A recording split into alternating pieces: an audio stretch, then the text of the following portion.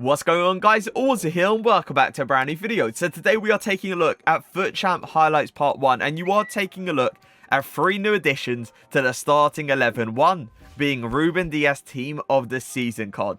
2 being your boy Cancelo Team of the Season card. Come on, man. You already know Cancelo is going to be an absolute beast looking at the stats. But yeah, and also Team of the Season Alaba as well. Team of the Season Alaba was one of those cards that we did get out of the Ultimate Team of the Season pack. So I said, why not? Well, he fits perfectly into the team. So let's go ahead and try him. And we also have got 2 new additions to the bench as well. Wan-Bissaka and your boy Bailey, which I didn't put a Chemstar on and I did not actually use throughout the whole of the weekend. So they're kind of invalid, but it's a little bit of a flex to have him on the bench. Let's all be fair. But yes, going straight into the first game, the guy didn't have, let's say, an outrageously good team, which is expected. Usually in the first game, you know, you don't match like the greatest of teams, but if you're unlucky, you could be matching up some crazy team. Either way, we didn't match up against anyone great. We are going to be 2-0 up in the first 10 minutes. Going into the 18th minute now, Mbappe on the ball, giving it to CR7. CR7 using that pace, seeing if I can get round Gomez. He does it with pretty much ease. Ronaldo, little ball roll. Oh, look at the dribbling. The dribbling is already coming out to play, but look at the goal.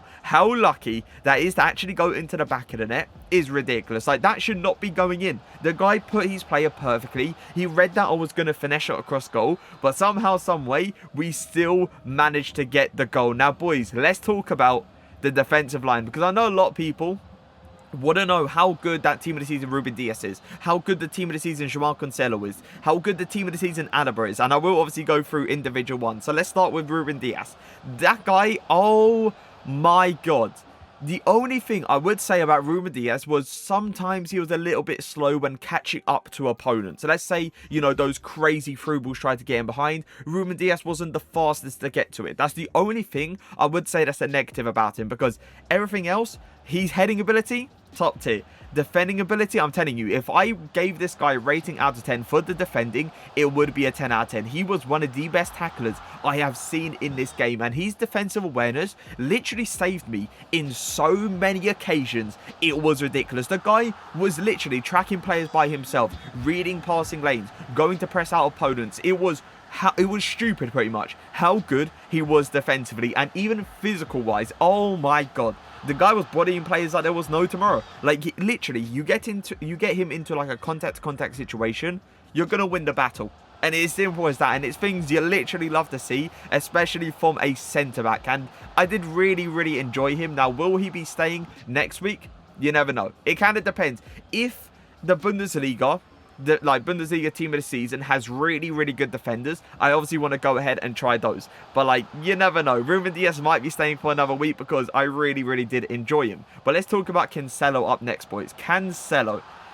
Now this guy is easily one of the most broken centre-backs I have used in this game. And yes, I did say centre-back because I was using him in that centre-back position. Cancelo, with his pace, with his not really physicality, because he hasn't really got too much of it, but it seems like he is stronger in game than what it says on the card. Like, I believe with the Anchor Chem style, this guy has like 80 strength or like 81 strength, but trust me, in game there's absolutely no chance he has 80 strength. No chance. That guy feels so much stronger in game than what the stats actually says. But yeah, all round, absolute beast of defender. A defender that can pass a ball. A defender that feels good on the ball. A defender that can put in one hell of a tackle. A defender that can catch up to literally anyone. He was catching up to Mbappe. He was catching up to R9, which we did play multiple times this weekend. And you're probably going to see, I think you're going to see it once this episode and then 2 into the next episode. But yeah, Cancelo,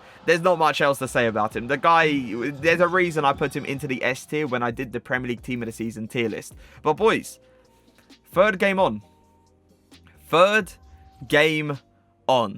and we are going to get ourselves a cheeky DC. We move on. Listen, alright, we're used to these DCs now, aren't we? Let's all be fair, we're used to them. Like, we just have to push them to a side and we move on. We always see this match result thing under review, whatever it is, and we always get the loss for it. So yeah, first L in the first 5 games.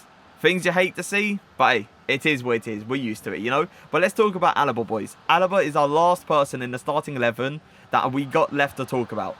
My god, is he good. That guy is an absolute joke. when it comes down to putting in tackles. Like, his transition speed is one of the best transition speeds I have seen in this game. Like, he is so nice when going left and right, and then his tackling ability, his blocking ability, and his interceptions does not feel like he is a player under 6 foot. He feels like he's a player that is like 6'4". With some of the stuff he gets was honestly mind-blowing. It really was. Like, I couldn't believe the tackling that this guy was doing. He was literally wrapping his legs sometimes around players just to come out of a ball. So yeah, Alaba team of the season, another outstanding good player. So yeah, all 3 new additions to the starting 11, they were top tier. They really was. And I really did enjoy using a whole new defensive line. Like, usually in FUT Champ highlights, we might have, you know, 1 new defender or even maybe 2. But we've never had all 3. And that is something that I really did enjoy. Now, there is a reason, by the way, we didn't do FUT Champ highlights last week. And I know a lot of people did ask for it. Like, I saw it in the comment section plenty of times. People was messaging me on Twitter. People was messaging me on Discord as well. And the reason I didn't do it was simply because I literally didn't do anything with the team. So it would have been FUT Champ highlights 3 weeks in a row with the exact same team. And I thought, I was sitting there like, that's a little bit boring to watch, isn't it? Like, people usually tune into FUT Champ highlights to see who's new pretty much into the starting 11. And me having the same team 3 weeks in a row, I was like, yeah, we can't do this. We really can't do this. It's going to be just, you know, gameplay. We're not going to really be talking about anyone. It's going to be the same old Ronaldo, Mbappe, Neymar, God tier, the same defensive line and all of that, you know? So yeah, that is the only reason FUT Champ highlights was not a thing last week. So yeah, I'm very sorry about it, but at least we got it this week, and at least we got 3 new additions to the starting 11. That's something that I feel like we're going to see way more often as well. Because, you know, team of the season cards are coming out of nowhere, and there's some really good cards coming out. I feel like we're going to be switching up this team a decent amount. So yeah, just be prepared, you know, just be prepared for it. But yeah, we are going to get another rage quit there going up against this team right here. Mbappe, I believe, is it prime Zidane? No, his prime is 96, I believe. Yeah, so I believe that's middle Zidane. Ronaldo on the ball, though, going to go for that fake shot, get the angle towards the near post, and we are going to get the finish.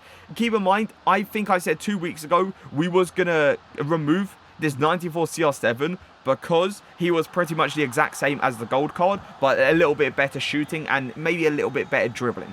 That's literally it, but I didn't get around to it. We kept him. And he performed. Like, look at this. He's scoring from outrageously good angles. So I'm kind of happy in a way I didn't actually remove him. But this is a team you love to see. Look at it. Team of the season Rashford, team of the season De Bruyne, with a team of the season Son as well. I feel like Ruben Dias should have got that ball there. We get unlucky. He plays one hell of a through ball, by the way, over to team of the season KDB, and he gets a really nice angle and just shoots across, and he gets the goal. But we are not going to go out without a fight, boys. CR7 with the ball, going to try to heel-to-heel round the keeper. We do get the wide open angle to make it 1-0. Now, I see Kimmich, but I see Mbappe making one hell of a run, so I give it to him. Sergio Ramos, I see, was kind of like holding me in a way. Like, he was just like covering a passing lane. But I saw that back stick run from CR7. It was literally unreal. So I said, you know, RBX, simple as that. Volley from CR7. We get the goal. The guy takes me out. We get a penalty. Surely there's only one thing we do. Surely we're going to go for the chip towards the top bins. But look at the way the guy's moving. The way the guy was moving, I was like, does this guy know about that chip?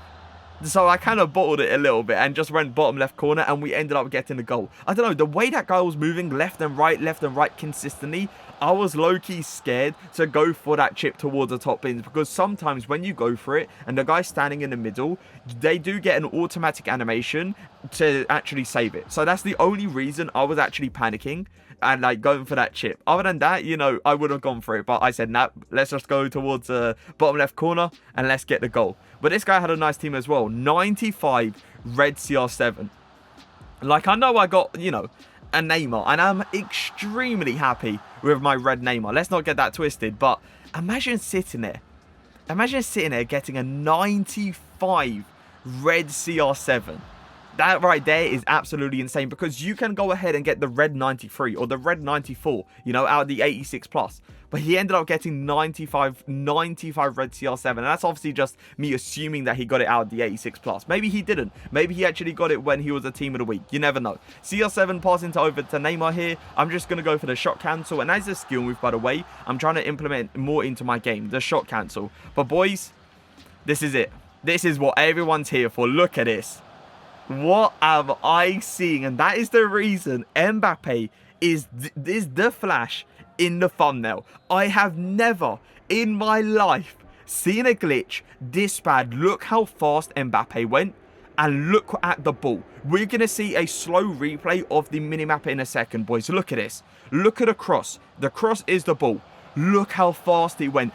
For a second, I thought it was going to go into our goal. For a second, but then it actually ended up for a corner. I've never, by the way, never seen that glitch on my screen. I've seen a few on Twitter where they usually go towards a halfway line, or they go for like a through ball to your opponent. But I've never seen it literally go from one side of the pitch all the way to the other. I have never seen it that bad, and that just like kind of shocked me in a way, because I literally don't know what happened. I cut in into the inside with Neymar. It was a beautiful cut in. Give it to Mbappe. Mbappe sitting there pretty much like wide open. I can do what I want. I'd rather scoop turn to the left or scoop turn to the right. And all of a sudden, Mbappe's in the halfway line. And the ball is gone for a corner. I was so confused. And I really couldn't believe it. But like, what are you meant to do, you know? You're meant to just continue with the game. It's not like you're going to pause the game or anything. No, just continue and we move on. And we ended up winning that game. But this guy gives away a penalty. And let's see what we can do. Are we going to bottle it again? Are we going to be sitting there just going towards that bottom left corner? We are not. We are going to go for the chip towards the top right corner. And we are going to get the goal. I'm telling you, the only reason we didn't go for it last time was simply because the guy was moving left and right like there was no tomorrow. And I panicked. I really did. So yeah, that's the only reason we didn't go for it. But it is going to be 2-1. The guy scored a pretty decent goal, I must admit. I'm going to go for the Migidi spin cancel, trying to get the angle of Neymar here. Spinning players inside out. Look at that flip-flap. And look at the angle. What am I seeing on my screen? There is no way the angle actually went in from there. I'm going to be honest to you guys. I aimed towards a near post, and then look at the angle there. Like, what is this? What is the gameplay we are playing in? Why all of a sudden is every shot from every angle going into the back of the net? I will never ever understand, because that first shot I aimed towards a near post, it went across goal and somehow went in. That second one, I thought I went a bit, you know, a bit too far, let's say.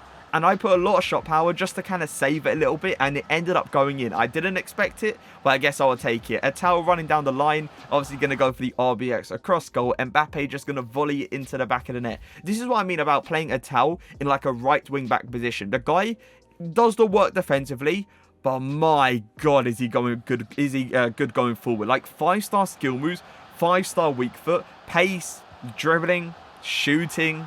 The guy's literally got everything. And yeah, I feel like he is literally the best right wing back I think in this game. I don't think there's anyone better than Atal, simply because of that 5-star skill moves and 5-star weak foot he actually gives me. But either way, we are going to try to make it 2-0 in the 19th minute, and we are going to do exactly that. Mbappe with the ball here, Neymar on the ball now, seeing what I can do. You know, just analysing the way the guy's defending. I saw he wasn't really keeping his player very close to me. So I said, let me just, you know, pretty much do what I want inside that guy's box. And that's the one thing I'll tell you guys. If you see a person like me doing skill moves like this, do not do what that guy just did. Do not play for a block, or do not sit there and try to go for like a passing lane or anything like that. Stay close. Stay very, very close. Get into the personal space and try to read it like that, because usually if you're holding an LT or L2, the player usually goes in automatically sometimes, and they end up getting the ball if I'm doing a skill move. So yeah, that is one thing I would say to you guys. If you see someone like me doing skill moves consistently, stay close to them. Don't be a person playing for a block, or don't be a person playing for a passing lane. Get into their personal space, and trust me, you will eventually come out with the ball. If you don't come out with the ball, then obviously you've probably been done dirty with a skill move. Let's all be fair. Either way, Mbappe on the ball now, going to go for that hill-to-hill. Trying to go, I was about to go for a 1-2, but it looks like I took it all with CR7. The little directional nutmeg still being one of the most overpowered skill moves in this game. For me personally, the directional nutmeg and the bridge skill move, they need to be removed from this game.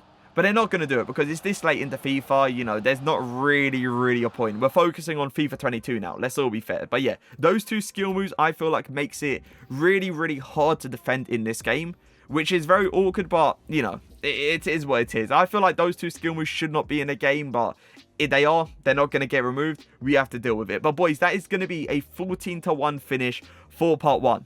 Can we go 29-1 in part 2? That is the real question. But I hope you guys did enjoy the video. If you did, make sure to leave a like, make sure to leave a comment. But for now, peace.